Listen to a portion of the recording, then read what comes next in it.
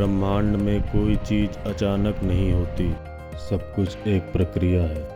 क्या आप उस प्रक्रिया को पहचान सकते हैं? आमतौर पर जब इंसान बच्चे होते हैं, कोई भी बच्चा जिनके अंदर एक खास स्तर की प्रतिभा होती है, हर किसी में प्रतिभा होती है मगर वो दब जाती है। समाज की प्रणाली, उनके अपने डर, अपनी चिंताएं, उनकी सुरक्षा की ज़रूरतें उनकी प्रतिभा को दबा देती हैं।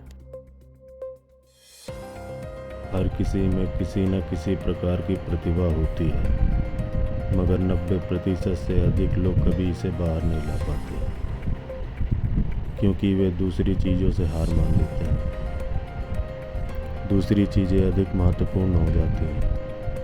जब आप 12-15 साल के थे, तब आप ये सोचते होंगे कि मैं ये करूँगा, वो करूँगा, मैं चाँद पर जाऊँगा, मगर आपने पड़ोस की लड़की को देखा और उसे चाँद बुलाना शुरू कर दिया। चाँद गायब हो गया। हर किसी में संभावनाएं पूरी तरह खुली हैं।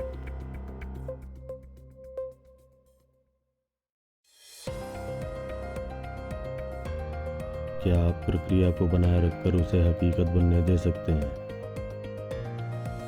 संभावना और हकीकत के बीच एक दूरी होती है। अधिकांश लोगों में वो दूरी तय करने का ना तो साहस होता है, ना ही पक्का इरादा। काफ़ी हद तक आध्यात्मिक प्रक्रिया एक प्रकार का मनोरंजन है। एक के बाद एक प्रवचन सुनिए, एक के बाद एक उपदेश, अधिक से अधिक किताबें पढ़िए और बहस कीजिए कि किस तरह की आत्मा यहाँ भटक रही है। स्वर्ग, नर्क और हर चीज़ सब सोचिए, मगर खुद के बारे में कुछ मत करिए। तो एक प्रक्रिया निश्चित रूप से होती है। उस प्रक्रिया को चेतन रूप में अपनाया जा सकता है, या वो एक अचेतन प्रक्रिया हो सकती है, मगर आप सही चीज़ें कर रहे हैं। यही इस ब्रह्मांड की सुंदरता है। चाहे आप जानबूझकर करें या अनजाने में, अनुशासन से या अनुशासनहीनता से, प्रेम से या नफरत से, अगर आप सही चीज़ें करेंगे तो आपके साथ सही चीज़ें होंगी। इस ब्रह्मांड की सुंदरता यही है।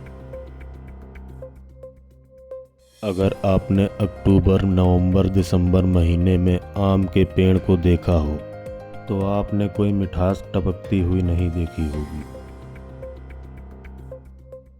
अचानक जनवरी फरवरी में फूल आए, वे चमेली या गुलाब या किसी और फूल जितने सुंदर नहीं थे। कुछ छोटे छोटे फूल आए।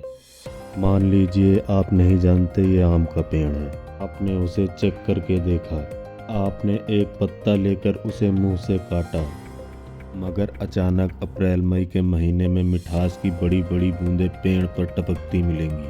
वो धीरे धीरे इस मिठास को बना रहा था, खास मौसम में उसे बाहर ले आया, मगर वो साल भर सक्रिय रहा।